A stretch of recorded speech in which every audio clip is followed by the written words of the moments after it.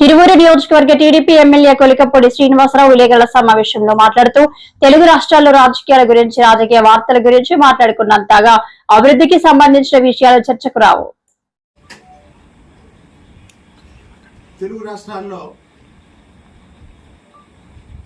రాజకీయాల గురించి, రాజకీయ వార్తల గురించి మాట్లాడుకున్నంతగా అభివృద్ధికి సంబంధించిన విషయాలు చర్చకు రావు.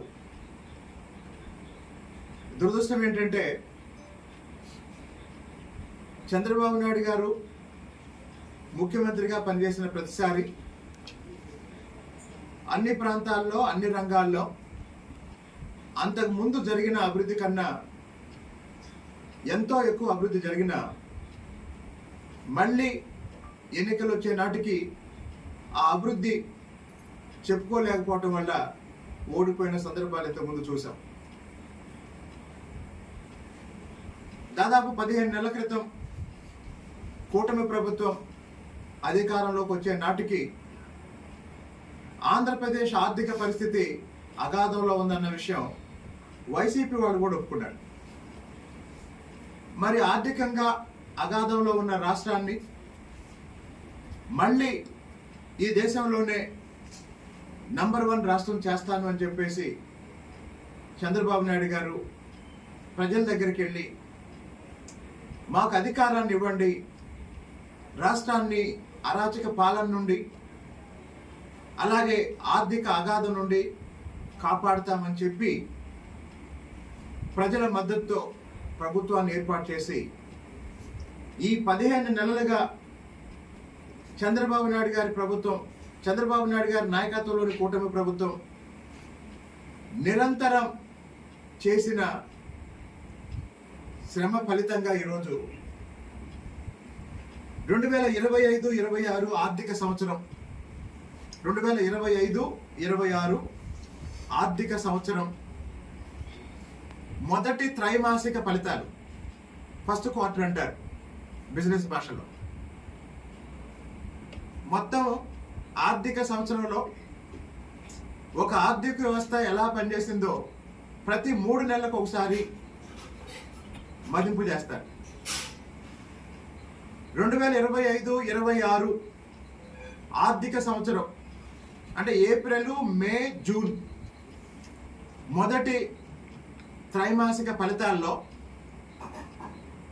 జాతీయ స్థాయిలో అంటే భారతదేశ ఆర్థిక వ్యవస్థ 8.8% వృద్ధిని రికార్డు చేస్తే, భారతదేశ ఆర్థిక వ్యవస్థ 8.8% వృద్ధిని రికార్డు చేస్తే, అదే సమయంలో ఆంధ్రప్రదేశ్ రాష్ట్ర ప్రభుత్వం 10.5% ఆర్థిక వృద్ధిని నమోదు చేసింది.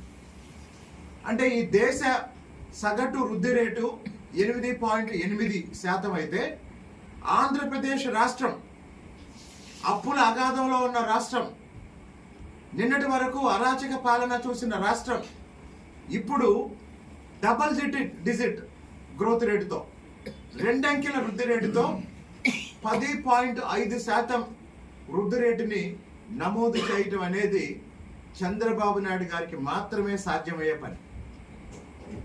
చంద్రబాబు నాయుడు గారికి మాత్రమే సాధ్యమయ్యే పని. 2014-2019 మధ్య కాలంలో కూడా ఇలాగే జాతీయ సగటును అధిగమించి డబల్ డిజిట్ గ్రోత్ సాధించిన రాష్ట్రాన్ని, ఆ తర్వాత 5 సంవత్సరాలు పాలించిన జగన్మోహన్ రెడ్డి శ్రీలంక పక్కన, ఇథియోపియా పక్కన, ఇతర చితికిపోయిన దేశాల పక్కన పెట్టాడు. చంద్రబాబు నాయుడు గారు ఎప్పుడు ముఖ్యమంత్రి అయినా ఆంధ్రప్రదేశ్ ఆర్థిక వ్యవస్థ గురించి మాట్లాడుతూ సింగపూర్ పక్కన పెట్టాలంటారు, అమెరికా పక్కన పెట్టాలంటారు, అభివృద్ధి చెందిన జపాన్ పక్కన పెట్టాలంటారు.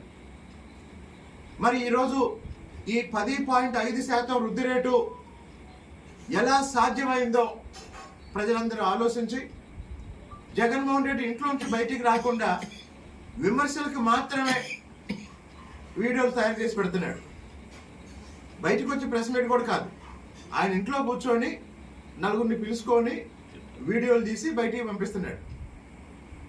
మరి ఈ 10.5% ఎలా సాధ్యమైందో, ఈజ్ ఆఫ్ డూయింగ్ బిజినెస్ గురించి మాట్లాడిన చంద్రబాబు గారు ఇప్పుడు స్పీడ్ ఆఫ్ డూయింగ్ బిజినెస్ గురించి ఏం చేస్తున్నారో ఎవరన్నా వైసీపీ నాయకులు చర్చకు వస్తే కూటమి ప్రభుత్వం తరపున నేను ఆ చర్చలో పాల్గొని జగన్మోహన్ రెడ్డి గారికి అయినా ఆయన పార్టీ నాయకుడికైనా రాష్ట్రంలో కూటమి ప్రభుత్వ నాయకత్వంలో జరుగుతున్న ఆర్థిక అభివృద్ధి గురించి చెప్పడానికి సిద్ధంగా ఉన్నాను. ఈ గణాంకాలే సాక్ష్యం. ఇది తెలుగుదేశం పార్టీ తయారు చేసిన గణాంకాలు కాదు, కేంద్ర ప్రభుత్వ సంస్థలు తయారు చేసిన నివేదికలు. జాతీయ వృద్ధి రేటు 8.8%, ఆంధ్రప్రదేశ్ వృద్ధి రేటు 10.5%. కాబట్టి రాష్ట్రంలో జరుగుతున్న అభివృద్ధికి సహకరించమని, అలాగనే సంక్షేమ కార్యక్రమాల్లో ఎక్కడైనా పొరపాట్లు కానీ చిన్న చిన్న తప్పులు కానీ ఉంటే మాజీ ముఖ్యమంత్రిగా రాష్ట్ర ప్రజల అభివృద్ధి కోరుకుంటే కూటమి ప్రభుత్వానికి సలహాలు ఇవ్వమని జగన్మోహన్ రెడ్డి గారికి సందర్భంగా విజ్ఞప్తి చేస్తున్నా.